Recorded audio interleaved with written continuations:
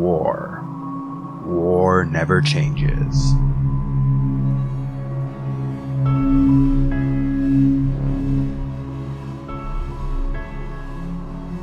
Hey everyone, and welcome to my review for Season 2, Episode 5 of Fallout on Amazon, The Wrangler. And wow, was this a great episode.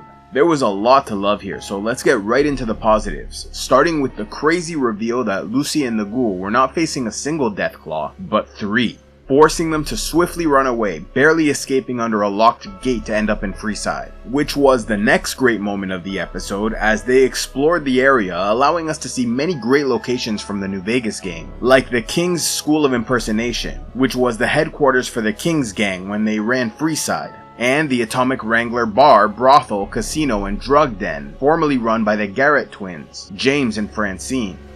It was pretty funny that a simple fence can keep out the Deathclaws, but it does make some sense, as Deathclaws are highly territorial over their nesting grounds, and don't have much interest in venturing beyond it unless absolutely necessary. There was a lot of great stuff here, like Lucy still hopped up on Buffout wanting to take on the Deathclaws, and the ghoul sending her off to buy a Dictol and purge the addiction while he went for a drink. It was great to hear the barman talk about the recent history of the area, like that the Deathclaws came from Quarry Junction, which was once a limestone mine for the NCR until it was invaded by a pack of Deathclaws.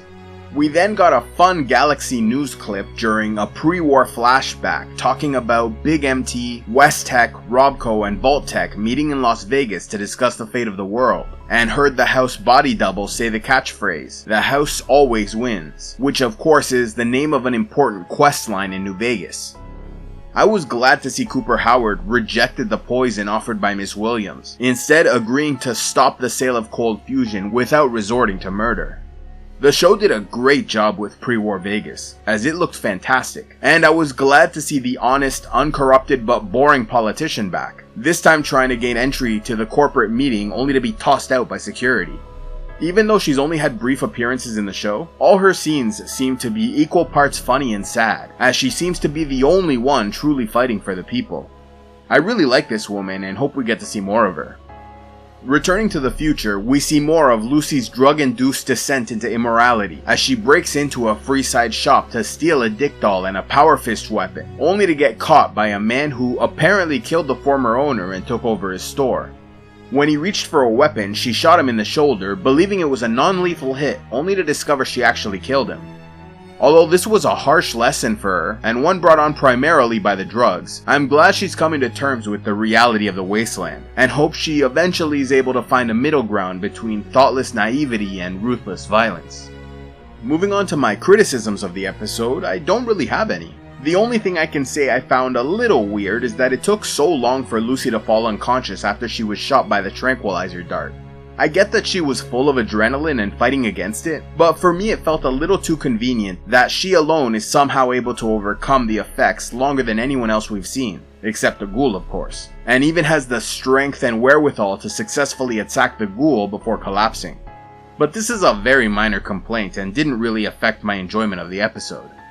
So moving on to my top 5 moments, I'll start with Norm and the Vault 31 junior execs entering the old Los Angeles Vault-Tec office, where they found Ma June running a roach farm after the Brotherhood's destruction of Philly.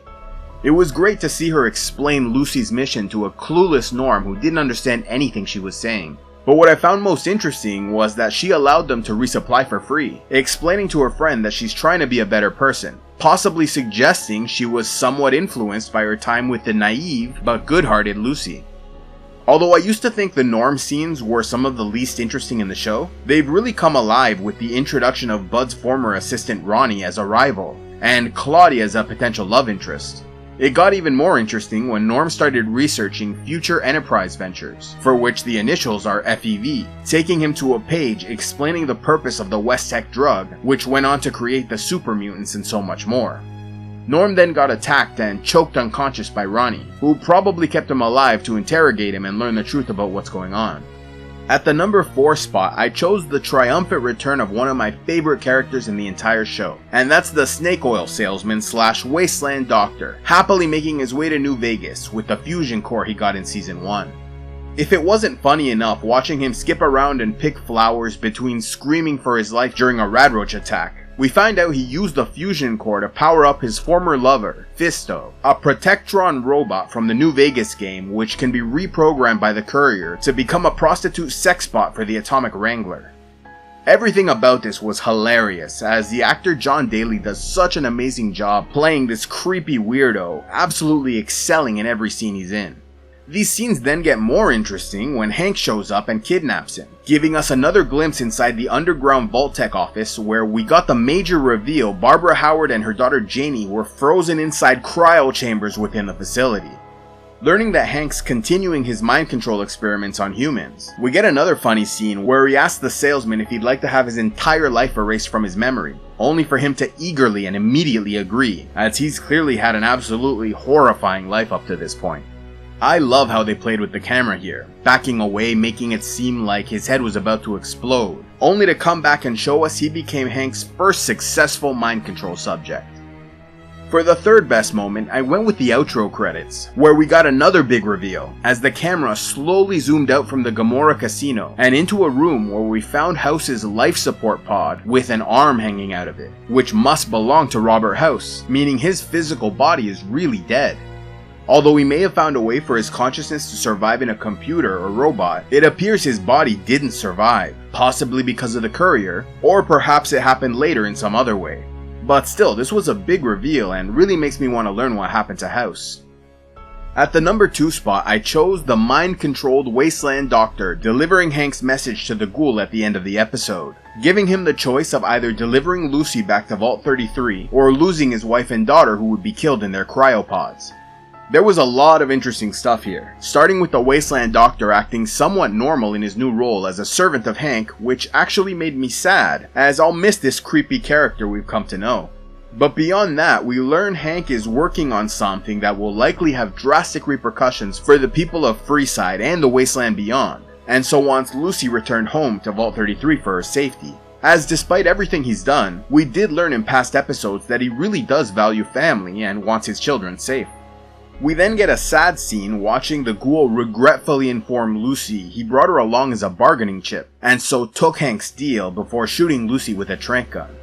Shocked and outraged by this betrayal, Lucy fought the drug for as long as she could, staying conscious long enough to put on the Power Fist weapon and punch the ghoul through the window, impaling him on a spike outside. She then collapsed and was found by her father Hank.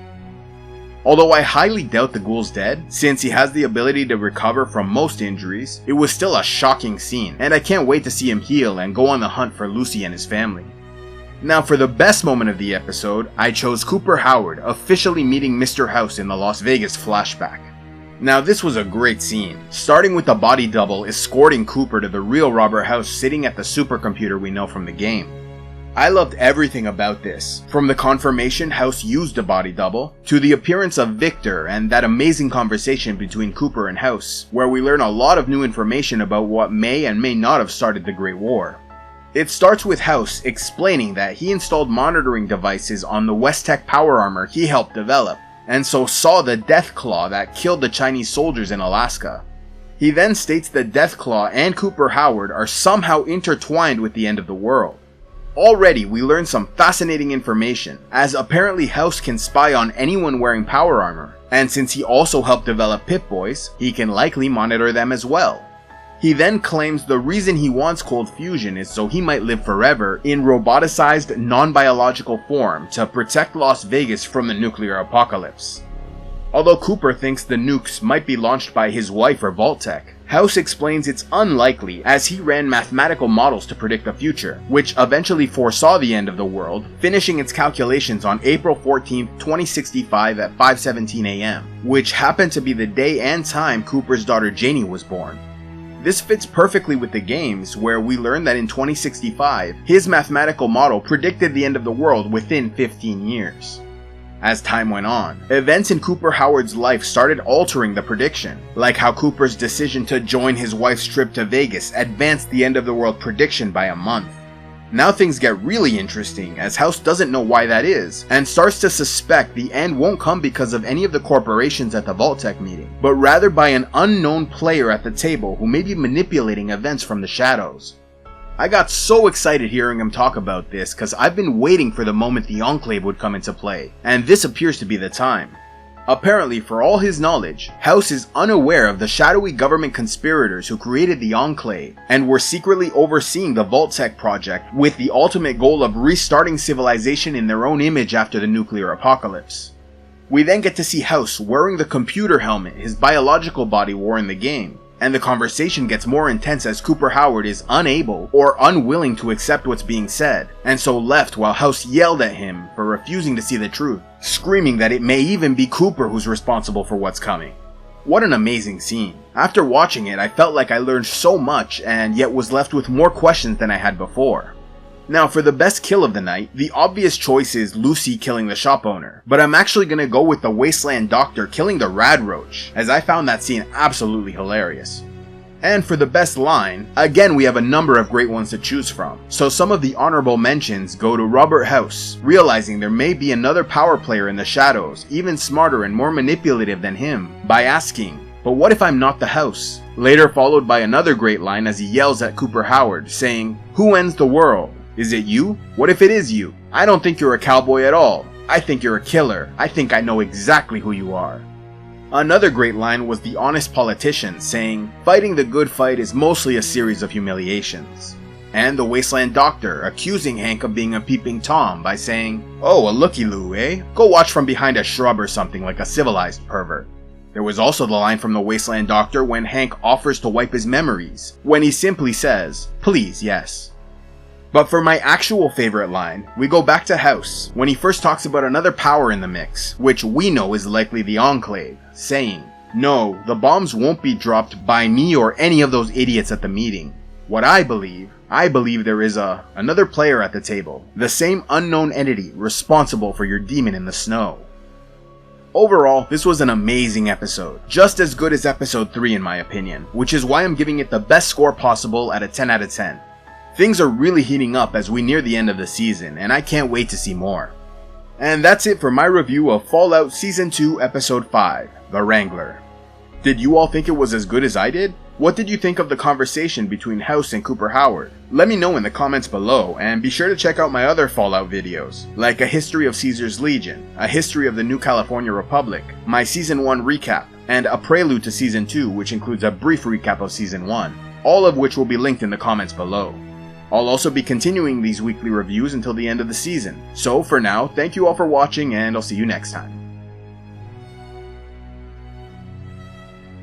A special thanks to all those who contribute to CivilizationEx, like Sir Elendil of Numenor, Sir Loin, Werebear of the Great North, Sir Willem the Dawn Treader, and Average Soul the Healer.